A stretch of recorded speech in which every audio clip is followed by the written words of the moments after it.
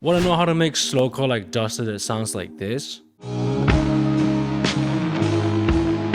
It's actually a lot simpler than you think. In this video, I'm gonna go over 3 things you need to know to make music like them. But first, let me show you the one thing they use in all of their music to achieve their sound. And that is the use of tape recorders. More specifically, Duster used the Tascam 424 Porter Studio, or the MSR16. To understand the significance of this, we first must understand how music was recorded to tape. In its simplest terms, tape consists of mylar and iron oxide. During recording, the tape machine head exerts a charge on the tape which polarizes the iron oxide to capture the signal. It's in this process where interesting byproducts occur which directly influences the sound of the recording. Basically, it adds color, softens the attack on the musical notes, thickens up the low frequency range, and it can also produce a nice distortion to the sound. It's what a lot of people refer to as tape warmth, and it contributes to a lot of Duster's spacey lo-fi sounding tracks. But how do we apply this to make music like them? First, let's start with the drums. You want to keep the drums simple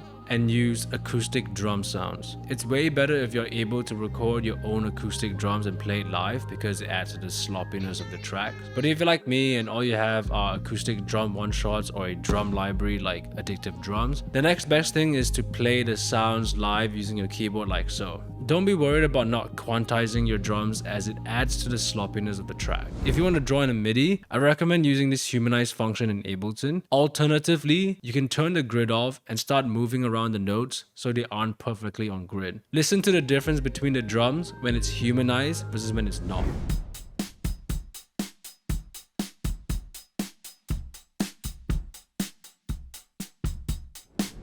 Now that we have the drums done, we can now move on to the guitars. There are a few things they like to do in their music. To start, there's a specific tuning that Duster uses in almost all of their songs, and once combined with their favorite chord shape, makes it super easy for you to play chords like them. Here's what my chord progression sounds like for this song.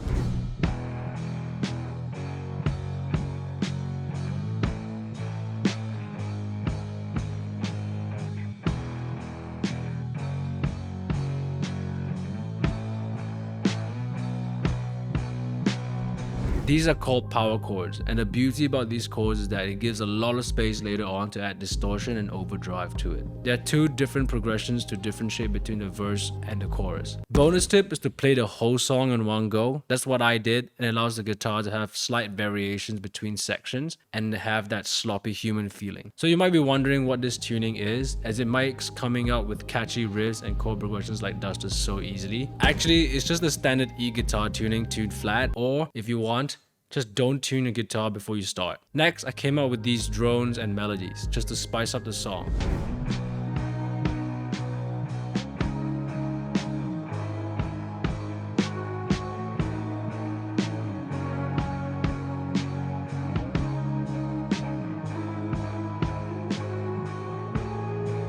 You want to keep all the melodies very simple, as most of Duster's music isn't overly complicated to give space for the effects to shine, which upon research, I found they only use 4 different pedals. They are the Boss Blues Driver, the Way Huge Red Llama, Ibanez Stereo Chorus, the Boss DD2, EHX Green Russian Big Muff, and Mr.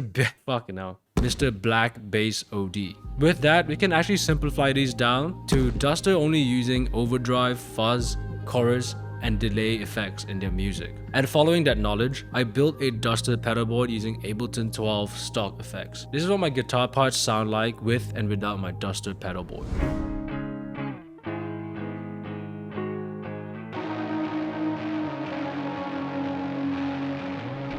For my chorus specifically, I went for a shoegazy section, kind of like Stratosphere or Echo Bravo. So I used the shoegaze option in the Duster pedal board. And for the verse, I wanted to have a calmer section like some of the other songs, so I went for the overdrive option in the pedal board. Now that you're done with the guitar section of the track, let's head over to the bass. With this, you want to keep it simple and follow the bass line of your chord progression. You can add some slides as well to the bass line to make it more interesting. So using my chord progression example, it would be like this. Here's how my bass line sounds like with my guitars. For this, I picked the bass option of the Duster pedal board Now that we've got all the sounds of the song settled, it's time to move on to the mixing, which I believe plays a very big role in their sloppy lo-fi production. Remember the first part of the video where I spoke about Duster using the two Tascam recorders to record their music? I don't know about you, but I don't have Tascam recorders and they aren't cheap. But that does not mean we can't emulate the same feeling in our DAW and with plugins. To start, the Tascam recorders are both 4-track recorders, which is why in a lot of their songs you can hear the guitars being heavily panned to either the left or right to give space for the drums or vocals to be recorded in the middle. If you want to copy that aesthetic of their music, you can use a panning function in your DAW. Ableton's here, FL's here, and Logic's here. Additionally, tape recorders, as mentioned earlier, add tape warmth to the recording, which is why you would need tape emulation plugins. There are a lot of paid and free ones, but I personally have a T-Rex Tascam Porter 1, which is an emulation of the Porter Studio. I'll put up a few free and paid ones I know here. Drop your tape emulator onto the master channel and mess around with the settings on it. Listen to the difference of the track with and without tape emulation.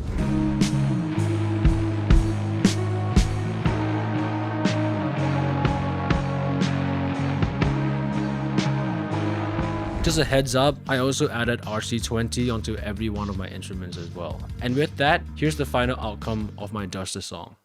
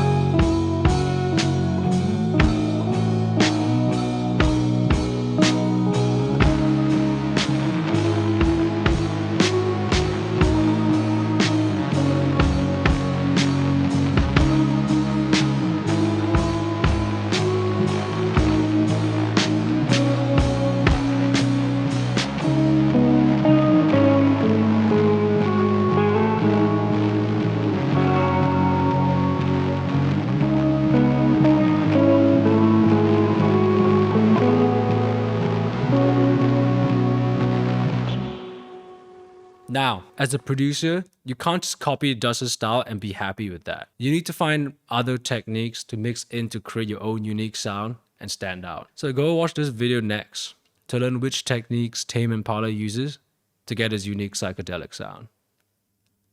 I'll see you there. Peace.